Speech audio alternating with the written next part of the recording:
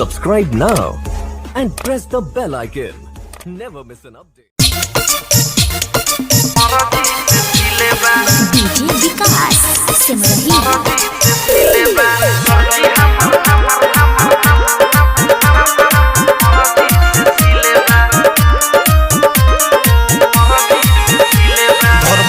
चोली के दिल रही ना पीरे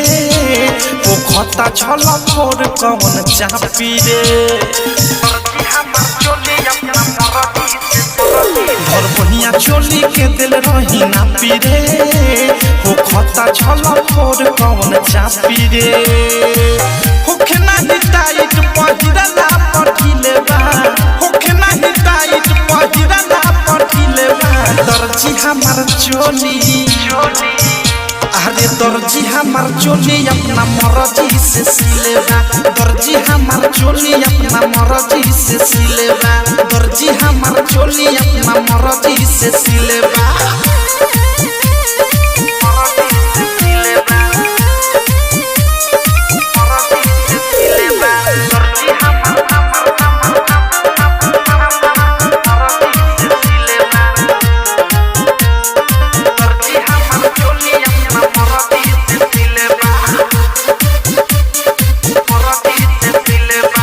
हिमुना बढ़वले बाला फारा महंगा में किनले रही मखमल के कपड़ा काको हिमुना बढ़वले बाला फारा महंगा में किनले रही मखमल के कपड़ा चोलिया के पीछे बनवले ना दिलबा चोलिया के पीछे बनवले ना दिलबा दर्जी हमार चोली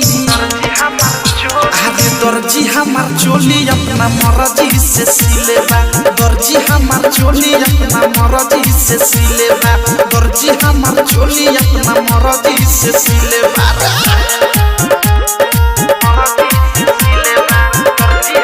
डायमंड रिकॉर्डिंग स्टूडियो छावलाना होत नहीं के फिटिंग चीटिंग कइले बाखूबे जब जब पेन हटा नी लागता नी डूबे होत नहीं के फिटिंग चीटिंग कइले बाखूबे जब जब पेन हटा नी लागता नी डूबे औध से में हुक दुख ताया फिलेबा राइटर थारू अनुराग दुख ताया फिलेबा दर्जी हमार चोली दर्जी हमार चोली अपना मर्जी से सिलेबा दर्जी हमार चोली अपना मर्जी से सिलेबा दर्जी हमार चोली अपना मर्जी से सिलेबा और बढ़िया चोली के दिल रही ना पीरे वो खता छला फोर कौन चापी रे होखे नाही टाइट पहिरला पठिलेबा होखे नाही टाइट पहिरला पठिलेबा दर्जी हमार चोली